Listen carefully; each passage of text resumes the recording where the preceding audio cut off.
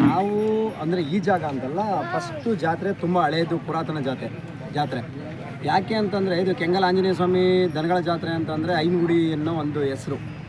ಇದು ಯಾವ ಥರ ಅಂದರೆ ಒಂಥರ ಹೆಂಗೆ ಅಂದರೆ ಬ್ರ್ಯಾಂಡ್ ಇದ್ದಂಗೆ. ಇದು ಇವತ್ತಿಂದು ನೆನ್ನೆದು 5 ವರ್ಷ 10 ವರ್ಷದಲ್ಲ ಅಣ್ಣ, ನನಗೆ 37 ವರ್ಷ ಸರ್ವೀಸು. ನನ್ನನ್ನು ಕರ್ಕೊಬತ್ತಿದ್ದಾಗ ನಾನು ಕಡಿಮೆ ಅಂದರೆ ಒಂದು 9 ರಿಂದ 10 ವರ್ಷದ ಹುಡುಗ ಇರ್ಬೋದು. ಅವತ್ತು ಕರ್ಕೊಬತ್ತಿದ್ದಾಗಲೇ ಹಿಂದಗಡೆ ನಮ್ಮ ತಾತರ ಜೊತೆಲಿ ನಾವು ತಿರ್ಗೋಕ್ಕಾಗ್ತಿರ್ಲಿಲ್ಲ, ಕೈ ಬೆಟ್ಟಿ ಹಿಡ್ಕೊಂಡು. ಅಷ್ಟು ದೊಡ್ಡ ಜಾತ್ರೆ. ಯಾವ ಮಟ್ಟಕ್ಕೆ ಅಂದರೆ ಕಿಲೋಮೀಟ್ರ್ ಗಟ್ಟಲೆ ಜಾತ್ರೆ ಇದ್ದಂಥ ಜಾತ್ರೆ ಇದು. ದಿನ ಕಳೀತಿದ್ದಂತೆ ನಮ್ಮ ಜನ ಹೆಂಗೆ ಅಪ್ಡೇಟ್ ಆಗ್ತಿದ್ದಾರೋ ಅದೇ ರೀತಿ, ಕಾಯಿಲೆಗಳಿಗೆ ಹೆಂಗೆ ಅಪ್ಡೇಟ್ ಆಗ್ತಿದೆಯೋ ಅದೇ ರೀತಿ ಜನರು ಕೂಡ ಅಪ್ಡೇಟ್ ಆಗಿದ್ದಾರೆ. ಜನ ಸ್ವಲ್ಪ ಮಟ್ಟಿಗೆ ಸಾಕೋರ ಸಂಖ್ಯೆ ಕಡಿಮೆ ಆಗ್ತಾ ಬಂತು. ಅಂದರೆ ಬೇರೆದ್ರ ಬಗ್ಗೆ ಕ್ರೇಜ್ ವಹಿಸ್ಕೊಳ್ಳೋದು, ಆಮೇಲೆ ಬೇರೆದ್ರ ಬಗ್ಗೆ ಇನ್ವಾಲ್ವ್ ಆಗೋದು, ಆ ಥರ ಮಾಡಿಕೊಂಡು ದನಗಳನ್ನು ಸ್ವಲ್ಪ ಕಮ್ಮಿ ಮಾಡಿಕೊಂಡ್ರು. ಇತ್ತೀಚಿನ ದಿನಗಳಲ್ಲಿ ಸೋಷಿಯಲ್ ಮೀಡಿಯಾ ಬಂತು, ಹೊರಗಡೆ ದೊಡ್ಡ ವ್ಯಕ್ತಿಗಳು, ತುಂಬ ತಿಳ್ಕೊಂಡಿರೋರು ಎಲ್ಲರೂ ಈ ದನಗಳ ಬಗ್ಗೆ ಪ್ರತಿಯೊಬ್ಬರೂ ಕೂಡ ವಿವರಣೆ ಕೊಡ್ತಾ ಹೋಗ್ತಾ ಇದ್ದಾಗ ಅದನ್ನು ನೋಡಿ ಯೂತ್ಸು ಇವಾಗಿನ ಮಾಡಿಕೊಂಡ್ರು.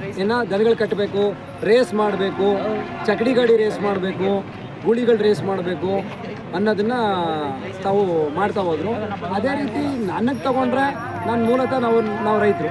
ಯಾಕಂದರೆ ಹೆಸರು ಲೋಕೇಶ್ ಅಂತ, ರಾಮನಗರ ಜಿಲ್ಲೆ, ರಾಮನಗರ ತಾಲೂಕು, ನಮ್ಮೂರು ಬಿಳುಗುಂಬ. ನಮ್ದು ಹೆಂಗೆ ಅಂತಂದರೆ ನಮ್ಮ ರೈತರು ಫ್ಯಾಮಿಲಿ. ನಾನು ಎಷ್ಟೇ ಕೆಲಸಕ್ಕೆ ಹೋಗಿ ಸಂಬಳ ತೊಗೊಂಡ್ರು ನಾನು ಸೆಂಟ್ರಲ್ ಗೌರ್ಮೆಂಟಲ್ಲಿ ನಾನು ಬೆಳಗ್ಗೆ ನಾನು ಕೆಲಸ ಮಾಡ್ತೀನಿ. ನಾನು ತಪ್ಪೆ ಬೆಳಿಲೇಬೇಕು, ನನ್ನ ಕೆಲಸ ನಾನು ಮಾಡಲೇಬೇಕು. ಯಾಕಂದರೆ ನಾವು ಇವತ್ತು ವ್ಯವಸಾಯ ಮಾಡಬೇಕು ಅಂದರೆ ನಾವು ದನಿನಲ್ಲೇ ವ್ಯವಸಾಯ ಮಾಡೋದು. ನಮ್ಮ ಮನೇಲಿ 2 ಟ್ರ್ಯಾಕ್ಟರ್ ಇದೆ. ಬಟ್ ಏನೇ ಟ್ರ್ಯಾಕ್ಟರ್ ಇದ್ದರೂ ಕೂಡ ನಾವು ವ್ಯವಸಾಯಕ್ಕೆ ಎಲ್ಲ ಬಳಸೋದೆಲ್ಲ ಏನು ಅಂದರೆ ನಮ್ಮ ಎತ್ತುಗಳು. ಅಂದರೆ ಎತ್ತುಗಳು ಬಳಸ್ತೀವಿ ಅನ್ನೋದಕ್ಕಿಂತ ನಮ್ಮ ಮನೇಲಿರೋ ಹೆಣ್ಣಸ್ಗಳು ಮೇಯ್ನು. ಎತ್ತುಗಳು 1 ಪಟ್ಟು ಕೆಲಸ ಮಾಡಿದ್ರೆ ಅದ್ರಲ್ಲಿ ನಾವು 2 ಪಟ್ಟು ಕೆಲಸ ಮಾಡಿರ್ತೀವಿ. ಯಾಕೆಂದರೆ ಅವೇ ನಮ್ಮ ನಾಟಿ ದನಗಳೇ ಮೇಯ್ನು. ನಾಟಿ ದನಗಳಿಂದಲೇ ನಾವು ತುಂಬ ಕೆಲಸ ಮಾಡಿರೋದು. ಆಮೇಲೆ ನಾವು ಓರಿಗಳು ಕೊಡಿಸ್ಬೇಕಾದ್ರೂ ಅಷ್ಟೇ ಈ ಥರ ಕ್ವಾಲಿಟಿ ಇದ್ದಂಥ ಓರಿ ಕೊಡಿಸ್ಬೇಕು ಅಂತಂದರೆ ರೂಪಾಯಿ ಬಣ್ಣದಲ್ಲಿರೋಂಥ ಓರಿನೇ ನಾವು ಸೆಲೆಕ್ಟ್ ಮಾಡ್ಕೋತೀವಿ. ಯಾಕೆಂದರೆ ಒಳ್ಳೊಳ್ಳೆ ಕರ ಬೀಳ್ತದೆ ಅನ್ನೋ ಒಂದು ಕಾರಣಕ್ಕೋಸ್ಕರ ನಾವು ಓರಿ ಸೆಲೆಕ್ಟ್ ಮಾಡ್ಕೊಳ್ಳುವಾಗಲೂ ನಾವು ತುಂಬ ಅದ್ಭುತವಾಗಿರೋ ಓರಿನೇ ನಾವು ಸೆಲೆಕ್ಟ್ ಮಾಡ್ಕೊಳ್ಳೋಕ್ಕೆ ಹೋಗ್ತೀವಿ. ಏನಕ್ಕೆ ಓರಿ ಸೆಲೆಕ್ಟ್ನ ನಾವು ಆ ಥರ ಮಾಡ್ಕೊತೀವಿ ಅಂತಂದರೆ, ಓರಿ ಎಷ್ಟು ಒಳ್ಳೆ ಓರಿನ ನಾವು ಕೊಡಿಸ್ತೀವಿ, ಒಳ್ಳೆ ಕರು ಬೀಳುತ್ತೆ ಅನ್ನೋದಕ್ಕೆ ಒಂದು ಎಕ್ಸಾಂಪಲ್. ಯಾಕೆಂದರೆ ಇವತ್ತೆಲ್ಲ ದೊಡ್ಡ ಎತ್ತುಗಳಾಗಿದೆ ಅಂದರೆ ಅದು ಹಸುಗಳಿಂದ, ಓರಿಗಳಿಂದನೇ ಕಾರಣ. ಅಥವಾ ಏನೋ ಬೇರೆ ಏನೋ ಮಾಡಿಬಿಟ್ಟು ಅದೆಲ್ಲ ಏನಿಲ್ಲ. ಯಾವತ್ತಿದ್ರೂ ಒಂದು ನಾಟಿ ದನಿನಲ್ಲಿ ಒಂದು ಕರ ಹುಡ್ತಾ ಇದೆ ಅಂತಂದರೆ ಅದಕ್ಕೆ ಮೂಲ ಕಾರಣ ಓರಿ ಕಟ್ಟಿರೋರು, ಓರಿಗಳು ಮೇಯ್ನು. ಯಾಕೆಂದರೆ ನಾವು ಓರಿಗಳನ್ನು ಸೆಲೆಕ್ಷನ್ ಮಾಡೋ ವಿಚಾರದಲ್ಲೂ ಅಷ್ಟೇ, ಸುಳಿ ಇದ್ದರೆ ನಾವು ಓರಿ ಬಿಡಿಸಲ್ಲ. ಯಾಕೆಂದರೆ ಸುಳಿರೋ ಓರಿನ ಯಾರೂ ಕಟ್ಟಲ್ಲ ಸಾಮಾನ್ಯ. ಅಥವಾ ಓರಿಗಳಲ್ಲಿ ಕೆಲವು ತಪ್ಪುಗಳಿರ್ತದೆ, ತಪ್ಪಿದ್ದಾಗ ಯಾರೂ ಇಷ್ಟಪಡಲ್ಲ. ಕೆಲವರು ಹೇಳ್ತಾರೆ, ಕೆಲವರು ಹಳೆ ಕಾಲದವ್ರು ಏನಂತಾರೆ, ಬಾಲ ದಪ್ಪಾಗದೆ ಆ ಥರ ಓರಿ ಕಟ್ಟಬಾರ್ದು, ಚಕ್ಳ ಮಂದಕ್ಕಿರೋ ಓರಿ ಕಟ್ಟಬಾರ್ದು, ಸಣ್ಣ ರೋಮದ್ದು ಓರಿಗಳನ್ನ ಕಟ್ಟಬೇಕು, 2 ಡ್ರಾಪ್ ಇರಬೇಕು, ಕತ್ತು ಪತ್ತು ನೀಟಾಗಿ ಎದ್ದಿ ಕಾಣಬೇಕು, ಮೇಲಕ್ಕೆ ಗುಂಡಿಗೆ ಭಾಗ ಚೆನ್ನಾಗಿರಬೇಕು, ಕಾಲಿನ ಕಂಬ ಚೆನ್ನಾಗಿರಬೇಕು, ಬೆನ್ನು ಹಸೆ ಚೆನ್ನಾಗಿರಬೇಕು. ಯಾಕೆಂದರೆ ಆಮೇಲೆ ಇರುಳು ಆ ಕಡೆ ಈ ಕಡೆ ವಾಲ ವಿಚಾರದಲ್ಲೂ ಕೆಲವರು ಆಪೋಸ್ ಮಾಡ್ತಾರೆ. ಕೆಲವ್ರಿಗೆ ಎಡಗಡೆಗೆ ವಾಲಿದ್ರು ಸರಿ ಅಂತಾರೆ, ಕೆಲವ್ರು ಬಲಗಡೆಗೆ ವಾಲಿದ್ರು ಸರಿ ಅಂತಾರೆ. ಕೆಲವ್ರಿಗೆ 2 ಕಡೆ ಚೆನ್ನಾಗಿರಬೇಕು, ಒಂದೇ ಕಡೆ ಎಲ್ಲೂ ವಾಲ್ದಾರ ಅನ್ನೋ ಥರ ಇರ್ತದೆ. ಹಾಗಾಗಿ ಅದು ಅವ್ರಿಗೆ ಬಿಟ್ಟಿದ್ದು. ಬಟ್ ನಮ್ಮ ವಿಚಾರಕ್ಕೆ ಬಂದಾಗ ನಾವು ಸೆಲೆಕ್ಷನ್ ಓರಿನೇ ನಾವು ಕೊಡಿಸೋದು ನಮ್ಮ ಮನೆ ದನಗಳಿಗೆ. ಯಾಕೆಂದರೆ ನನ್ನ ಹತ್ರ ಇರೋ ಕರುಗಳಲ್ಲಿ ಮ್ಯಾಕ್ಸಿಮಮ್ ಅಂದರೆ ನಾನು ಬುದ್ಧಿ ಕಂಡ್ಮೇಲೆ ಒಂದು 50,000 ಮೇಲೇ ನಾನು ಮಾರ್ತಾ ಬಂದಿದ್ದೀನಿ. ಯಾವುದೂ ಏನು ಕಮ್ಮಿ ಏನಿಲ್ಲ. ನಮಗೆ ನಮ್ಮ ಗುರುಗಳು ಅಂತಂದರೆ ನಮ್ಮ ಮನೇಲಿ ನಮ್ಮ ತಂದೆ ತಾಯಿ ಮೇಯ್ನು. ನಮ್ಮ ಮನೇಲಿ ನಮ್ಮ ತಂದೆ, ಅದರಲ್ಲೂ ನಮ್ಮ ತಾತ ಎಲ್ಲರೂ ಅವ್ರುಗಳೇ ನನಗೆ ಕಲಿಸ್ಕೊಟ್ಟಿರೋದು. ಸುಮ್ಮನವ್ರಿಗೂ ನಾನು ಇಷ್ಟು ಸರ್ವೀಸಲ್ಲಿ ಎಷ್ಟೋ ದೊಡ್ಡ ಜಾಗದಲ್ಲಿ ಹೋಗಿ ಓರಿಗಳನ್ನ ಸುಳಿ ಚೆಕ್ ಮಾಡ್ತೀನಿ. ನಾವು ಕ್ವಾಲಿಟಿ ನೋಡ್ತೀವಿ, ಯಾವ ಥರ ಅಂತಂದರೆ ಹೆಂಗಿದೆ, ಯಾವ ಲೆಕ್ಕಕ್ಕಿದೆ ಅನ್ನೋ ಲೆಕ್ಕಾಚಾರದಲ್ಲಿ ನಾವು ದನ ನೋಡ್ತಾ ಹೋಗ್ತೀವಿ. ನಾವು ಸೆಲೆಕ್ಷನ್ ಮಾಡೋವಾಗಲೂ ಅಷ್ಟೇ, ನಾನು 2 ಒಂದೇ ಥರ ಇದೆಯಾ, ಇವೆರಡು ಒಂಥವು ಕೂಟ ಸೇರಿಸಿದ್ರೆ ನಾಳೆ ದಿನ ಇವು ಮಳೆ ಬೀಳೋವರೆಗೂ, ಅಂದರೆ ಏನು ಕಡೆ ಮಳೆ 2 ಅಲ್ಲೋ 4 ಅಲ್ಲೋ 6 ಅಲ್ಲೋ ಅಂತ ಹೇಳ್ತೀವೋ ಅದೇ ರೀತಿ ಕಡೆ ಆಗೋವರೆಗೂ ಕೂಡ ಅವೆರಡು ಜೊತೆಲೇ ಇರಬೇಕು. ಇವತ್ತು 2 ಒಂದು ಎತ್ತು ಏರುಪೇರು ಆಯಿತು, ಮತ್ತೆ ಕುಟ ಬಿಚ್ಚು 4 ಬಿಚ್ಚು ಅನ್ನೋ ಥರ ನಾನು ಜಾಸ್ತಿ ಯೋಚನೆ ಮಾಡೋಕ್ಕೋಗಲ್ಲ. ನಾನು ಯೋಚನೆ ಮಾಡೋದೇನೆಂದರೆ ಕಾಲಿನ ಕಂಬ ಒಂದು ಮಾಡಬೇಕು, ಅಡ್ಡಪನ್ನ ಒಂದಾಗಬೇಕು, ಎತ್ತರ ಒಂದಾಗಬೇಕು, ಮೂತಿ ಒಂದಾಗಬೇಕು. ಈ ಥರ ಯೋಚನೆ ಮಾಡ್ತೀನಿ ನಾನು ದನಗಳಲ್ಲಿ ಸೆಲೆಕ್ಷನ್ ಮಾಡುವಾಗ. ಹಾಗೆ ಕೆಲವು ಫ್ರೆಂಡ್ಸು ಹೇಳ್ತಾರೆ, ಅಣ್ಣ ನೀನು ಇಷ್ಟೊಂದು ಶುದ್ಧವಾಗೆಲ್ಲ ನೋಡ್ತಾ ಕೂತ್ಕೊಂಡ್ರೆ ಆಗಲ್ಲ, ಏನೋ ಒಂಚೂರು ಸಣ್ಣ ಪುಟ್ಟ ಇದ್ದೇ ಇರ್ತದೆ, ಅದನ್ನು ಅಡ್ಜಸ್ಟ್ ಮಾಡ್ಕೋಬೇಕು ಅಂತ. ಬಟ್ ಇವತ್ತಿನ ದಿನಗಳಲ್ಲಿ ಅದನ್ನು ಅಡ್ಜಸ್ಟ್ ಮಾಡ್ಕೋಬೇಕು. ಯಾಕೆ ಅಂದರೆ ಇವತ್ತು ಸಾಕುವರ ನಾಟಿ ದನಗಳನ್ನು ಸಾಕುವರ ಸಂಖ್ಯೆ ಕಡಿಮೆ ಆಗಿಬಿಟ್ಟಿದೆ. ಮುಂದಿನ ದಿನಗಳಲ್ಲಿ ಇದೇ ಥರ ಹೆಚ್ಕೊಂಡ್ರೆ ಇನ್ನೂ ಚೆಂದ. ಯಾಕೆಂದರೆ ಹೇಳ್ತಾರೆ ನಮ್ಮ ತಾತ ಬದುಕಿದ್ದಾಗ ಹೇಳೋರು, ಇವತ್ತು ನೀನು ಯಾವುದೋ ಓರಿ ತೋರಿಸ್ತೀಯಲ್ಲ ಇದು ಇಷ್ಟುದ್ದಾದೆ ಅಷ್ಟುದ್ದಾದೆ ಅಂತ, ಇಂಥದ್ರಲ್ಲಿ ನಾವು ಮರದ ಗಾಡಿ ಹೊಡಿತಿದ್ದೋ ಕಳ್ಳ ಅನ್ನೋರು. ಅದು ನಿಜನೇ. ಯಾಕೆಂದರೆ ಹಳೆ ಕಾಲದಲ್ಲಿ ಮಾಡಿರೋದನ್ನು ನಾವು 10% ಮಾಡೋಕ್ಕಾಗಲ್ಲ. ಯಾಕೆಂದರೆ ಹಳೆ ಕಾಲದಲ್ಲಿ ಬರೀ ಗಾಡಿ ಹೊಡೆದಿರೋದ್ರ ಎತ್ಗಳನ್ನ ಇವತ್ತು ನಾವು ಕಣ್ಣಲ್ಲಿ ಇಲ್ಲೋ ಒಂದೊಂದು ನೋಡ್ತೀವಿ. ಆ ಥರ ಇದೆ.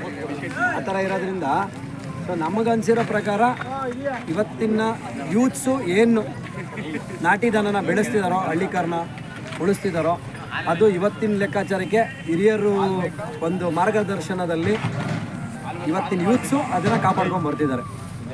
ಅಷ್ಟಂತೂ ನಾನು ಹೇಳ್ಬೋದು. ಇವಕ್ಕೆ ಏನು ರೇಟ್ ಹೇಳ್ತಾ ಇದ್ದೀರಣ್ಣ?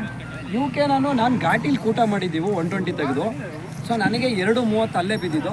ನಾನು ನನ್ನ ಫ್ರೆಂಡಿಗೆ ಕೊಟ್ಟಿದ್ದೆ 2.5ಗೆ. ತಿರ್ಗಿ ವಾಪಸ್ ಹೋಗಿ ಅವ್ರಿಗೆ 10,000 ಲಾಭ ಕೊಟ್ಟು ನಾನೇ ವಾಪಸ್ ಹಾಕೊಂಬಂದೆ ತಿರ್ಗಿ. ಯಾಕೆಂದರೆ ಅವ್ರದ್ದು ಒಂದು ಫಂಕ್ಷನ್ ಇತ್ತು, ಅದು ಮುಗಿದೋಗಿತ್ತು. ಕೇಳಿದೆ, ಕೊಡ್ತೀರಾ ಓರಿ ಅಂದಾಗ ಬೇಕಾದ್ರೆ ತೊಗೊಳ್ಳೋಣ, ಅದರಲ್ಲೇನಿಲ್ಲ. ಸೊ ನಾನು 2.60ಕ್ಕೆ ಹಾಕೊಂಡೆ. ಇವಾಗ ನಾನು 2.75 ವ್ಯಾಪಾರ ಹೇಳ್ತಾಯಿದ್ದೀನಿ. ಸೊ ನಾನು ದನಗಳ ವ್ಯಾಪಾರ ಹೇಳ್ಬೇಕಾದ್ರೆ ಎಲ್ಲರ ಥರ 1 ಲಕ್ಷ ಹೇಳ್ಬಿಡೋದು, ಆಮೇಲೆ ಕೆಳಗಡೆ ಇಳಿದು ಬರೋದು, 3 ಲಕ್ಷ ಹೇಳೋದು, ಕೆಳಗಡೆ ಇಳಿದು ಬರೋದು, ಆ ಥರ ಎಲ್ಲ ಮಾಡಲ್ಲ. ನಾನು ಏನೇ ವ್ಯಾಪಾರ ಹೇಳಿದ್ರು 15,000 - 20,000 ಒಳಗಡೆ ಮಾರ್ಜಿನ್ ಇರುತ್ತೆ ನಮ್ಮಗಳಿಗೆ. ಆ ಥರನೇ ನಾನು ವ್ಯಾಪಾರ ಮಾಡ್ತೀನಿ. ಯಾಕೆಂದರೆ ನಾನು ಈಗ ಅಲ್ಲೊಂದು ಸಣ್ಣದೊಂದು ಕರು ಮಲ್ಗಡೆ ಇದೆ. ಈ ಕರುನೂ ಅಷ್ಟೇ, ನಾನೇ ಅಲ್ಲೋಗಿ ತೋರಿಸಿ ಹಂಗೆ ಹೇಳ್ತೀನಿ. ಅಯ್ಯೋ ಹಂಗೆ ಈ ಕಡೆ ಬನ್ನಿ. ಇದೊಂದು ಕರು. ಆ ಕರು ಹೇಗೆ ಅಂತಂದರೆ ಯಾರೋ ಸ್ನೇಹಿತರು ಕೊಡಿಸಿದ್ದು ನನಗದು. ಅಣ್ಣ ಇದೊಂದು ಕರು ಹಿಡ್ಕೊಳ್ಳಿ ಅಂದರು. ತುಂಬ ಗೊರಸೆಲ್ಲ ಬೆಳೆದಿದ್ದೋ, ಎಲ್ಲ ಕಟ್ ಮಾಡಿಸಿದ್ದೀನಿ. ಅದು ಸ್ವಲ್ಪ ನಡೆದಾಡೋಕ್ಕೆ ಪ್ರಾಬ್ಲಮ್ಮು, ರಕ್ತ ಬೀಳೋ ಥರ ಇದು ಮಾಡಿದ್ದೀವಿ, ಗೊರ್ಸು ಮಾಡಿದ್ದೀವಿ. ಅಣ್ಣ ಬರೀ 10,000ಕ್ಕೆ ತೊಗೊಂಡೆ. ಸುಮಾರು 2 ದಿನದಿಂದ, ಈಗ 4 ದಿವಸದಿಂದ ಏನು ಜಾತ್ರೆಲಿದ್ದೀನೋ ಆ 4 ದಿನದಲ್ಲಿ ಕಡಿಮೆ ಅಂದರೆ ಒಂದು 20 ಜನ 25 ಜನ ಅದನ್ನು ಕೇಳಿದ್ರು, ಅಣ್ಣ ಇದೊಂದು ಕರ ಕೊಡು ಅಂತ. ಕೊಡ್ತೀನಿ ಹಿಂದೆ. ನಾನು 10,000ಕ್ಕೆ ತೊಗೊಂಡಿದ್ದೀನಿ ಹಿಂದೆ. ವ್ಯಾಪಾರ ಅಂದರು. ಅಣ್ಣ ನಾನು 30,000 ಹೇಳ್ತಾ ಇದ್ದೀನಿ ಹಿಂದೆ. ಏನಣ್ಣ ಹಿಂಗಂತೀನಿ? ಹೌದಪ್ಪ. ಕೊನೆ ಲಾಸ್ಟ್ಗೆ 22,000 ಗಂಟೆ ಹಣ ಹಾಕಿದ್ರು. ನಾನು ಕರ ಕೊಡಲಿಲ್ಲ. ಯಾಕೆಂದರೆ ಅದು ಒಂದಿನ ಮಾಗಡಿ ಗಂಟೆ ಇರಲಿ. ನಮ್ಮ ಪಾರ್ಟ್ನರ್ ಒಬ್ರು ಹೇಳಿದ್ರು, ರಾಜಣ್ಣ ಅಂತ, ನಮ್ಮ ಆತ್ಮೀಯ ಸ್ನೇಹಿತರು. ನಾವು ಹೆಂಗೆ ಅಂದರೆ ನಮ್ಮ ಫ್ರೆಂಡ್ ಸರ್ಕಲ್ ಜೋರಾಗಿದೆ ನನಗೆ. ಯಾವ ಥರ ಅಂತಂದರೆ ನನ್ನ ಫ್ರೆಂಡ್ ಸರ್ಕಲಲ್ಲಿ ಹೆಂಗೆ ಅಂದರೆ, ಅಣ್ಣ ಈ ಥರ ಡಿಸೈಡ್ ಮಾಡಿದ್ದೀನಿ ಅಂತಂದರೆ ನಾವು 4-5 ಜನನೂ ಕೂಡ ನಮ್ಮ ಫ್ರೆಂಡ್ ಸರ್ಕಲಲ್ಲಿ ಫಸ್ಟ್ ಮೇಯ್ನು ಕೂತ್ಕೊಂಡು ಚರ್ಚೆ ಮಾಡ್ಕೋತೀವಿ ನಾವೆಲ್ಲ ನಮ್ಮ ಬೆಟಾಲಿಯನಲ್ಲಿ. ಅಣ್ಣ ಈ ಥರ ಮಾಡೋಣ, ಈ ಥರ ಮಾಡೋಣ. ಆವಾಗ ಓಕೆ ಆಯಿತು ಅಂತಂದರೆ ಓಕೆ ಅಣ್ಣ, ಓಕೆ ಆಯಿತು, ಗ್ರೀನ್ ಸಿಗ್ನಲ್. ಇಲ್ವಾ ಫಸ್ಟೇ ಹೇಳ್ಬಿಡ್ತೀನಿ, ಇಲ್ಲ ಅಣ್ಣ ಬೇಡ, ಈ ಥರ ಮಾಡ್ಕೊಳ್ಳೋಣ, ಇಲ್ಲ ಹಿಂಗಿದೆ. ಆ ಥರ ನಮ್ಮ ಒಂದು ಅನಿಸಿಕೆ ಇರ್ತದೆ. ಏನಕ್ಕೋಸ್ಕರ ಅಂತಂದರೆ ನಾವು ಏಕಾಏಕಿ ಒಬ್ಬರೇ ಎಲ್ಲನೂ ಮಾಡೋಕ್ಕಾಗಲ್ಲ, ಎಲ್ಲದನ್ನು ಮಾಡ್ತೀವಿ ಅಂತ ಹೇಳೋಕ್ಕಾಗಲ್ಲ. ಯಾವುದೇ ಒಂದು ಕೆಲಸ ಮಾಡಬೇಕಾದ್ರೂ ತಿಳಿದವ್ರ ಹತ್ರ ಅಷ್ಟೋ ಇಷ್ಟೋ ಸ್ವಲ್ಪ ಮಟ್ಟಿಗೆ ನಾವು ಅದನ್ನು ಕೇಳಿ ಇದು ಮಾಡ್ಕೋಬೇಕು. ಅದಕ್ಕೋಸ್ಕರ ಆಗಿರೋದ್ರಿಂದ ನಾವೇನು ಮಾಡ್ತೀವಿ ಅಂತಂದರೆ, ನಾವು ನನಗೇನೇ ಗೊತ್ತಾಗಲ್ಲ ಅಂದರೆ ಇವತ್ತಿಗೂ ಅಷ್ಟೇ ನಾನು ಸುಳಿಗಳ ಬಗ್ಗೆ ಎಲ್ಲ ನೋಡ್ಕೊಂಬರ್ತೀನಲ್ಲ, ಪ್ರತಿಯೊಂದೂ ಚೆಕ್ ಮಾಡ್ತೀನಿ. ಕಣ್ಣಿನ ರೆಪ್ಪೆಯಿಂದ ಹಿಡಿದು ಈ ಥರ ಚೆಕ್ ಮಾಡ್ತೀನಿ. ಯಾಕೆಂದರೆ ಅಪ್ಪಿ ಏನಾದ್ರು ಹೂವು ಇದ್ದರೆ ಏನಾದ್ರು ಇದ್ದರೆ ನನಗೇನು ಅಷ್ಟೇ ನಾಲ್ಗೆ ತೆಗೆದ್ಬಿಟ್ಟು ಒಳಗಡೆ ಕೋರದವಡೆ ಏನಾದ್ರು ಇದೆಯಾ ಅಂತ ಚೆಕ್ ಮಾಡ್ತೀನಿ. ಯಾಕಂದರೆ ನನ್ನಿಂದ ಹೋಗ್ಬೇಕಾದ್ರೆ ನನಗೆ ನೋವಾಗಿದೆಯಾ, ಆ ನೋವು ಇನ್ನೊಬ್ರಿಗೆ ಆಗಬಾರ್ದು.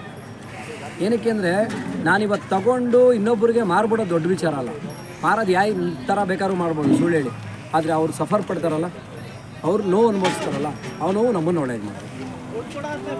ಕೆಲವು ಜನ ಮಾಡ್ತಾರೆ, ಬೇರೆ ಬೇರೆ ರೀತಿಲಿ ಮಾಡ್ತಾರೆ.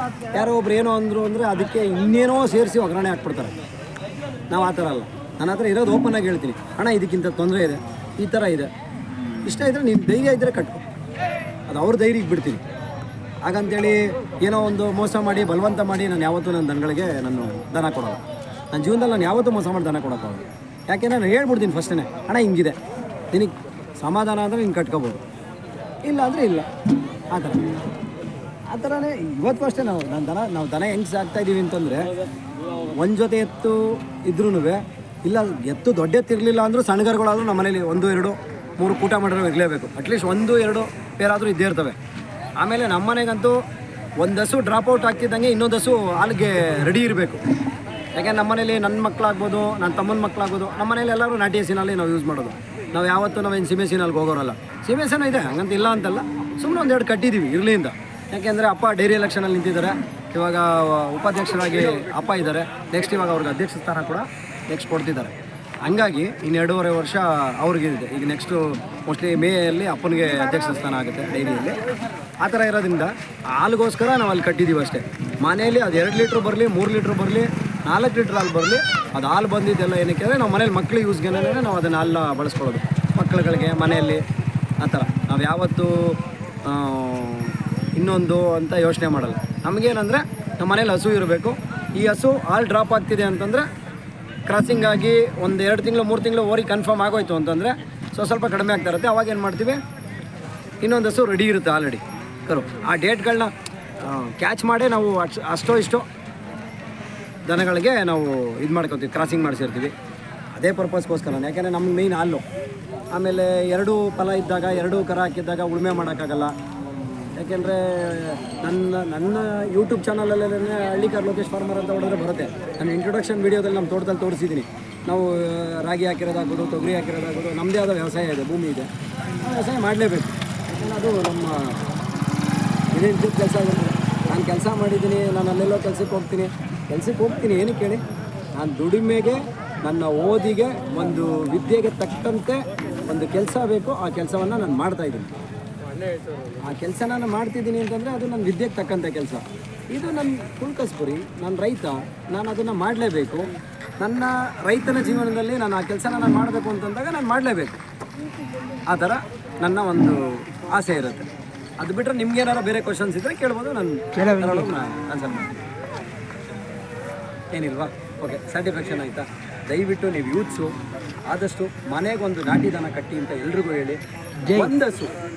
ಒಂದು ಹಸುನ ನಾಟಿ ದನನ ನೀವು ಮನೇಲಿ ಕಟ್ಟಿದ್ರೆ 100 ಜನಕ್ಕೆ ಹೆಲ್ಪ್ ಆಗುತ್ತೆ. ಜೈ ಹಳ್ಳಿಕಾರ್. ಯಾಕೆ 100 ಜನಕ್ಕೆ ಹೆಲ್ಪ್ ಆಗುತ್ತೆ ಅಂತ ನೋಡೋಣ. ಜೈ ನಾಟಿ ದನ ವಿಚಾರ ತಿಳ್ಕೊಳ್ಳಿ. ಇವತ್ತು ಎಷ್ಟೋ ಜನಕ್ಕೆ ಗೊತ್ತಿದೆಯೋ ಗೊತ್ತಿಲ್ವೋ ಗೊತ್ತಿಲ್ಲ.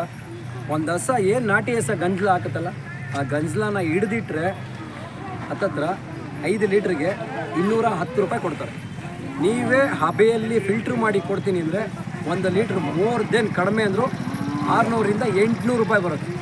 ಅದು ಬಟ್ ಯಾರಿಗಾರು ಗೊತ್ತಿದೆಯೋ ಇಲ್ವೋ ಗೊತ್ತಿಲ್ಲ. ಕೆಲವು ಯೂಟ್ಯೂಬ್ಗಳಲ್ಲಿ ಅದನ್ನು ಮಾಡಿರೋದನ್ನ ತೋರಿಸಿದ್ದಾರೆ. ಕೆಲವು ಯೂಟ್ಯೂಬರ್ಸ್ ಇವತ್ತಿನ ಸೋಷಿಯಲ್ ಮೀಡಿಯಾಗಳಲ್ಲಿ ಅದನ್ನು ನೋಡಿದಾಗ ನಿಮಗೂ ಐಡಿಯಾ ಬರುತ್ತೆ. ರೈತರಿಗೆ ಒಳ್ಳೇದಾಗಬೇಕು. ತಪ್ಪೆಯಿಂದ ಒಳ್ಳೇದಾಗ್ತಿದೆ. ತಪ್ಪೆಯಿಂದ ಪೇಂಟ್ ಮಾಡಿದ್ದಾರೆ. ಮುಂದಿನ ದಿನಗಳಲ್ಲಿ ಅದು ಬರುತ್ತೆ. ಹಿಂದೆ ತಪ್ಪೇನೆಲ್ಲ ಮಾಡ್ಕೊಂಡು ಮಲ್ಕೊಂತಿದ್ದು.